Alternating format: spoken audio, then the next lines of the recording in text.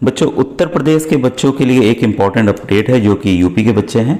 ये देखिए, लेटर जारी हुआ है परीक्षा नियामक प्राधिकारी उत्तर प्रदेश प्रयागराज द्वारा। यही बच्चों परीक्षा लेते हैं। ठीक है, तो आइए पूरी डिटेल को जानें। और आपको मैं बताना चाहूँगा कि जो आपने देखा है कि मैं परीक्षा के दिन क्या करना है वो सब चीज़ें आपको बताऊंगा इसी बीच बीच में। ठीक है बच्चों, तो आइए देखिए वीडियो को स्टार्ट करते हैं। ये पत्र बच्चों 2 तारीख का जारी हुआ है। इसमें देखिए विषय है राष्ट्रीय आय योग्यता छात्रवृत्ति परीक्षा योजना 2023 परीक्षा वर्ष 2022 हेतु परीक्षा संचालन संपादन के संबंध में। तो पूरा आपको डिटेल नहीं पढ़ना है, जो इंपॉर्टेंट चीज़ें हैं वो मैं बताते आपको चलूँगा। अब देखिए, जैसा आपको दिख रहा होगा कि पहले जो है वो 6 तारीख को आयोजित होने जा रही थी परीक्षा। अब ये देखिए 13 को कंफर्म हो गया है, 13 तारीख को परीक्षा होगी। ठीक है, 13 नवंबर को यानी कि संडे को होगी।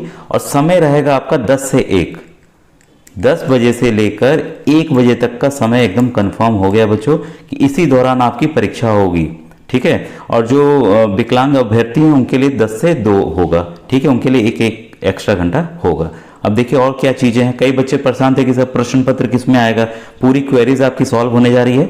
देखिए, प्रश्न पत्र को अभ्यर्थियों की सुविधा अनुसार 2 भाषा हिंदी और अंग्रेजी में एक साथ मुद्रित किया गया है। तो जैसा कई बार मैं आप लोग को ओरिजिनल पेपर भी दिखाता हूं, तो ओरिजिनल पेपर पर हमेशा देखते हैं कि राइट हैंड साइड में आपका इंग्लिश और लेफ्ट हैंड साइड में आपका हिंदी में रहता है। तो आप किसी को भी पढ़ के आप उत्तर दे सकते हैं। ठीक है, अब आइए, इसमें बाकी चीज़ें वैसी हैं, वो इम्पोर्टेंट नहीं है। जो मैं आपको बताना चाहूँगा, जो इम्पोर्टेंट रहेगा वो मैं बता दूंगा। आप देख सकते हैं क्या क्या लिखा हुआ है ऐसे। आप देखिए यहाँ से आपका पॉइंट नंबर 3 से स्टार्ट हो रहा है। सर्वप्रथम परीक्षा के उत्तर पत्रकों के पैकेट लिफाफे को खोलकर 10 मिनट पूर्व वितरित किए जाएं। अब देखिए, आपका 10 बजे से परीक्षा है। कितने बजे आपको मिलना शुरू हो जाएगा? 9:50 से आपको मिलना शुरू हो जाएगा सभी बच्चों को। ठीक है, तो उसमें क्या करना है ये भी ध्यान से सुनिए, जिसमें परीक्षार्थी अनुक्रमांक आदि आवश्यक प्रविष्टियां अंकित कर लें। तो इसी दौरान आपको जो OMR सीट रहती है आपकी, मैंने OMR का वीडियो बनाया हुआ है। अगर आपने नहीं देखा है तो उसको प्लेलिस्ट में जाकर मैंने अलग से बनाया हुआ है OMR देखने का। और हर एक बार मैं डिस्क्रिप्शन में और आप लोगों के कमेंट में जरूर देता हूँ, क्योंकि कई बच्चे बोलते हैं सर ये वीडियो कहाँ है। तो प्लेलिस्ट से ही बच्चों आपको देखना होगा। ठीक है, तो उसमें आपको अपना अनुक्रमांक ये सब सही तरीके से भर लेना है बिना गलती के। ठीक है, और ये भी ध्यान रखिएगा, प्रश्न पत्रों की एक प्रश्न पुस्तिका बुकलेट है जो एक भाग क और दूसरा भाग ख के रूप में है। लगातार 3 घंटे समाप्त होने के पश्चात ही उत्तर पत्रक अभ्यर्थियों से संकलित किया जाएगा। मतलब 3 घंटा जैसे खत्म होगा वैसे आपसे ले लिया जाएगा। ठीक है, और इसके पूर्व आप कक्ष छोड़ के नहीं जा सकते, मतलब बाहर आपको छुट्टी नहीं मिलेगी। अब ध्यान दीजिएगा, परीक्षा केंद्र पर पंजीकृत परीक्षार्थियों की संख्या के आधार पर ही प्रश्न पत्र और ये जितने क्वांटिटीज वो दिए जाएंगे, ज़्यादा नहीं रहेंगे बच्चों। ठीक है, और जैसे वाराणसी जनपद का ऑलरेडी एक लेटर जारी हुआ है जहाँ पर 10 सेंटर बनाए गए हैं, वैसे आपके हर एक डिस्ट्रिक्ट में बच्चों कई बार पूछते सर हमारा सेंटर कहाँ जाएगा, तो आपके जनपद में ही होगा, आपके जिले में ही होगा, कहीं आपको दूर नहीं जाना है बस से। ठीक है, बस ये है कि आप अगर गांव में रहते हैं तो थोड़ा शहर के सेंटर से लगभग रहते हैं तो वहां आने में आपको समय लगेगा। अब देखिए आपको आना कब है, ध्यान दीजिएगा। परीक्षा समाप्ति के, अब देखिए आपकी परीक्षा 10 बजे से है। मैं आपको बताना चाहूँगा कि आप हर संभव मतलब 9:30 बजे तक पहुँच ही जाइए। कई बार बच्चों को सोचते हैं अरे हम पहुँच जाएंगे। अब शहर में बच्चों ट्रैफिक जैम रहता है या कोई प्रॉब्लम आ गई तो समय बढ़ेगा भी, तो मान लीजिए 9:45 तक आप पहुँच ही जाएंगे ना। ठीक है, आप 9:30 9:15 बजे एकदम पहुँचने का प्रयास कीजिए, बहुत पहले। ठीक है बच्चों, तो इससे कम से कम आपकी परीक्षा ना छूटने पाए। ठीक है, अब देखिए और क्या इंपॉर्टेंट चीज़ें हैं। अब परीक्षा समाप्ति के 10 मिनट के पूर्व ही परीक्षा कक्ष बंद कर दिए जाएंगे। मतलब सब कुछ जब मिलान हो जाएगा कि हाँ सभी बच्चों की कॉपियां जमा हो गई हैं, इसके बाद ही आपको कमरे से छोड़ा जाएगा। ये सब है। बाकी जो निर्देश आप लायक हुए बच्चों, मैं उसी को पढ़ रहा हूँ। ठीक है, प्रश्न पत्र उत्तर पत्रक में परीक्षार्थियों के लिए स्पष्ट निर्देश मुद्रित रहेगा। ये इसमें भी मैंने कई बार दिखाया हुआ है, मैं अलग से दिखा दूंगा क्योंकि वो सेम रहेगा बच्चों। ठीक है, तो वो बदलेगा नहीं। अब देखिए, अनुक्रमांक प्रत्येक घेरे में निर्धारित स्तंभ के अंक अंकित किए जाएं, वो मैंने OMR में बताया हुआ है। केंद्र कोड संख्या ये कहाँ रहेगी? आपके एडमिट कार्ड में रहेगी। और एडमिट कार्ड कब जारी होगा ये भी मैं अभी आगे आप देखेंगे कि कब जारी होने वाला है। ठीक है, अब देखिए उत्तर पत्रक में स्थानों पर विषय और परीक्षार्थी का क्रमांक और लिंग बालक बालिका अंकित किया जाए।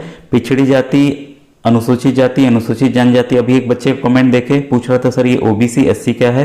पिछड़ी जाति को बच्चों OBC बोलते हैं, अनुसूचित जाति को SC बोलते हैं और अनुसूचित जनजाति को ST बोलते हैं बच्चों। ठीक है, तो इस तरह से उनको भी जानकारी हो गई। अब देखिए इंपॉर्टेंट है ये पॉइंट, ध्यान दीजिएगा, परीक्षार्थी उत्तर देने के लिए ब्लैक जेल पेन या बॉल पेन का ही प्रयोग करें।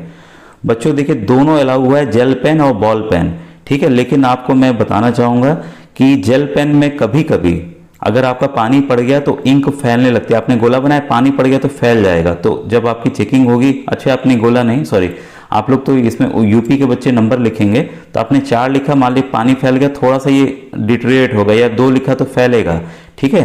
तो मैं कहूँगा कि आप बॉल पेन का इस्तेमाल कीजिए जो कि लिखने पे फैलता नहीं है, ठीक है। तो सभी काला ही पेन लेंगे। अगर कोई बच्चा जेल पेन में करना चाहे तो स्वतंत्र है, कर सकता है। जो मेरा अनुभव है उस आधार पर मैं आपको बता रहा हूँ, बॉल पेन का इस्तेमाल आप कीजिएगा, ठीक है।